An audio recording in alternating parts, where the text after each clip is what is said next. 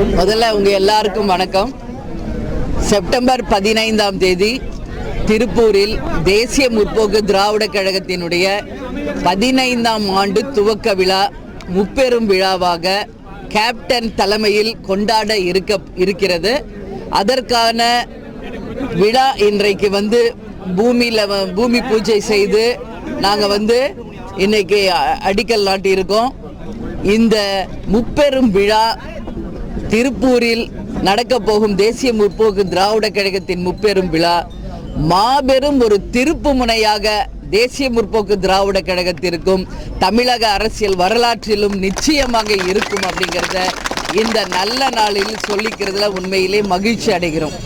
அதே மாதிரி இன்னைக்கு பார்த்தா தமிழ்நாட்டில் இருக்கின்ற எல்லா மக்களும் சிறப்பாக இருக்கணும் அப்படின்னு சொல்லி தான் நாங்கள் யாகமே இங்கே நடத்தி இருக்கிறோம்.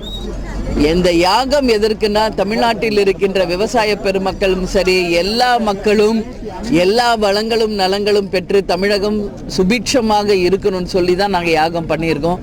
ஏன்னா மழை இல்லாமல் விவசாயம் பொய்த்து போய் மக்கள் மிகப்பெரிய ஒரு இன்னல்களை சந்திச்சுக்கிட்டு இருந்தாங்க. வருண பகவான் அருளால் இப்போ தமிழ்நாடு முழுக்க எல்லா இடத்துலையும் மழை வந்து கொண்டிருக்கிறது. இன்னும் சிறப்பாக தமிழ்நாடு எல்லா வளங்களையும் பெறணும்னு சொல்லி தான் இந்த தியாகத்தில் நாங்கள் வேண்டி பூஜை பண்ணி இன்னைக்கு பூமி பூஜை பண்ணியிருக்கோம். இந்த முப்பெரும் விழா மிகப்பெரிய ஒரு திருப்பு முனையாக நிச்சயமாக இருக்கும். கேப்டனே நேரடியாக கலந்துக்கிறாரு. அவர் தலைமையில் இந்த விழா நடப்பது தேசிய முற்போக்கு திராவிட கழகத்துக்கு மட்டுமில்லை, தமிழ்நாட்டில் கேப்டனை விரும்பி இருக்கின்ற அத்தனை மக்களுமே பெருமகிழ்ச்சியோடு வரவேற்கக்கூடிய ஒரு முப்பெரும் விழாவாக நிச்சயமாக இருக்கும் அப்படிங்கிறதுல நான் சொல்கிறேன். மேடம், இப்போ காஷ்மீர் விவகாரத்தில் திமுக தொடர்ந்து அவங்க எதிர்த்து பேசிட்டு வந்தாங்க. இந்த நிலையில் நேற்று தயாநிதி மாறன் நாங்கள் எதிர்க்கல அப்படின்னு சொல்லியிருக்காரு. அவங்க ஏன் முதல்ல ஆதரவு கொடுத்தாங்க, அப்புறம் ஏன் எதிர்த்தாங்க அப்படிங்கிற கேள்விக்கு அவர்கள்கிட்ட தான் நீங்கள் பதில் கேட்கணும்.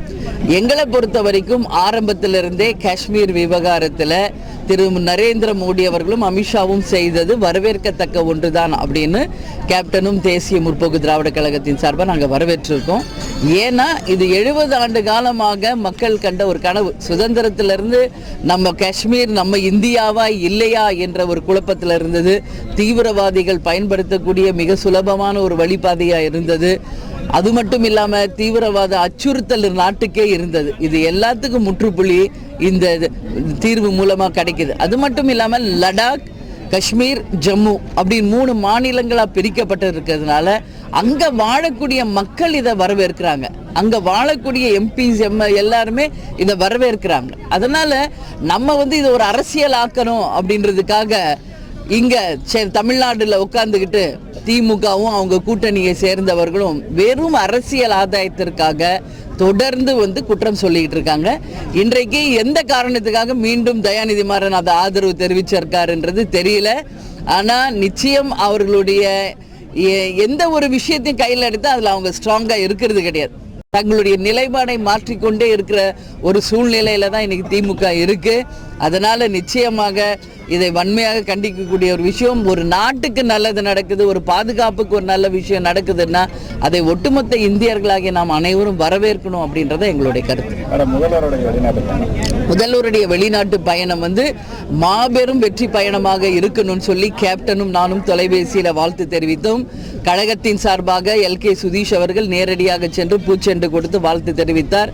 அந்த வகையிலே தமிழ்நாட்டுக்கு அதிக முதலீடுகளையும் அதிகமாக வேலை வாய்ப்புகளையும் அதிகமான திட்டங்களையும் நிச்சயமாக நீங்கள் கொண்டு வரணும் அப்படின்னு கேப்டனே நேரடியாக சொன்னார். நாங்களும் அண்ணன் எடப்பாடி அவர்களுக்கு ஹாப்பி பார்ன்வேஜ்னு சொல்லியிருக்கோம். அது மட்டும் இல்லாமல் உங்களுடைய பயணம் பாதுகாக்கவும் அதே நேரம் வெற்றிகரமாக தமிழ்நாடு மக்களுக்கு நன்மை அளிக்கக்கூடியதாக இருக்கணும்னு சொல்லி வாழ்த்தியிருக்கோம். உண்மையிலே இது வரவேற்கத்தக்க ஒரு விஷயம். ஏன்னா வெளிநாடுகள் இன்னைக்கு நம்ம நாடை விட பல மடங்கு எல்லா விதத்துலையுமே உயர்ந்திருக்காங்க. இதுலையும் எஸ்பெஷலி பார்த்தீங்கன்னா இந்த வாட்டர் மேனேஜ்மெண்ட் பார்த்துக்கங்க, குப்பை கூலங்களை அவங்களும் எவ்வளவோ மில்லியன் ஆஃப் டன்ஸ் குப்பை வருது. ஆனாலும் அவங்களுடைய கண்ட்ரி எப்படி அவங்கள சுத்தமாக வச்சுக்கிறாங்க. அதே மாதிரி அவங்களோட இன்ஃப்ராஸ்ட்ரக்சர், சாலை வசதி, மேம்பாலங்கள் அதெல்லாம் நம்ம பார்க்கலாம். 24 hours கரண்ட் அங்கே இருக்கும், 24 hours வாட்டர் சர்வீஸ் இருக்குது, டிராஃபிக் ரூல்ஸ் இருக்குது. இப்படி ஒவ்வொன்றும் நம்ம சொல்லிக்கிட்டே போகலாம். அந்த வகையில் இந்தியாவுமே தன்னிறைவு பெற்று எல்லா விதத்திலையும் முன்னேறணும் அப்படிங்கிறது தான் எங்களுடைய எண்ணம். அந்த வகையில் அவர் இது அண்ணன் எடப்பாடியார் அவர்கள் ஒரு நல்ல முயற்சி எடுத்திருக்காரு. அது வெற்றி பெற வேண்டும் என்று நாங்கள் வாழ்த்துகிறோம்.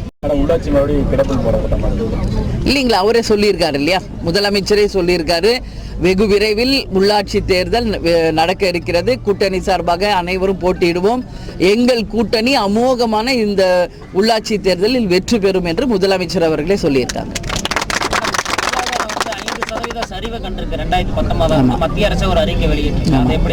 ஆமா, அது உண்மையிலே ஒரு வேதனையான ஒரு விஷயம் தான். ஏன்னா வெறும் திட்டங்களை அறிவிக்கிறதுனால இங்கே ஒன்றும் இல்லை. ஜிஎஸ்டின்றதும் இன்கம் டேக்ஸ்ன்றதும் வரிகளை சுமத்துறதும் எல்லாம் ஒரு பக்கம் நாட்டு வளர்ச்சிக்கு நல்லது அப்படின்னு நம்ம எடுத்துக்கிட்டாலும் அதே நேரத்தில் மக்களும் வளர்ச்சி அடையணும். அதுவும் எஸ்பெஷலி இன்னைக்கு நான் திருப்பூரில் உட்காந்து பேசிகிட்டு இருக்கேன்.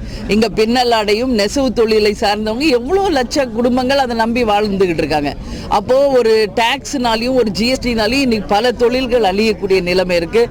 இதை பல முறை நாங்கள் அவங்கக்கிட்ட நேரடியாகவே நாங்கள் திரு நரேந்திர மோடி அவர்கள்கிட்ட இதை டிஸ்கஸ் பண்ணியிருக்கோம். நாங்கள் டெல்லி சென்ற பொழுது கூட அவங்களும் பரிசீலனை செய்யறோம் தான் சொல்லியிருக்காங்க. அதனால எந்த ஒரு மாற்றமும் நாட்டின் முன்னேற்றத்திற்கும் மக்கள் முன்னேற்றத்துக்கும் சரிசமமா இருக்கணுமே ஒழிய ஒரு சார்ந்து மக்கள் கஷ்டப்படக்கூடியதா இருந்து இது தொய்வடைவதை நிச்சயம் நம்ம வரவேற்க கூடாது. நிச்சயம் மறுபரிசீலனை செய்து அத்தனை பேருடைய வளர்ச்சிக்கும் இந்த திட்டங்கள் இருக்கணும்னு சொல்லி நான் கேட்டுக்கிறேன். இப்போ தெலுங்கானா மாநில கவர்னராக பாஜக தலைவர் தமிழிசை சவுந்தரராஜன் தேர்ந்தெடுக்கப்பட்டிருக்காரு. முதல் பெண் மாநில ஆளுநராக தேர்ந்தெடுக்கப்பட்டிருக்காரு. வாழ்த்துக்கள். தமிழிசை சவுந்தரராஜன் என்னுடைய சிறந்த ஃப்ரெண்டு தான். அவங்க இன்னைக்கு கவர்னராக தேர்ந்தெடுக்கப்பட்டதுக்கு தேசிய முற்போக்கு திராவிட கழகத்தின் சார்பாக மனதார வாழ்த்துக்களை இந்த நேரத்தில் நாங்கள் தெரிவித்துக் கொள்கிறோம். இது நல்ல குட் ஸ்டார்ட் தான். லேடிஸ் வரணும், இன்னும் நிறைய பேர் அரசியலுக்கு வரணும் அப்படிங்கிறத எங்களுடைய எண்ணம். அந்த வகையில் அந்த அம்மாவுக்கு எங்களுடைய வாழ்த்துக்கள்.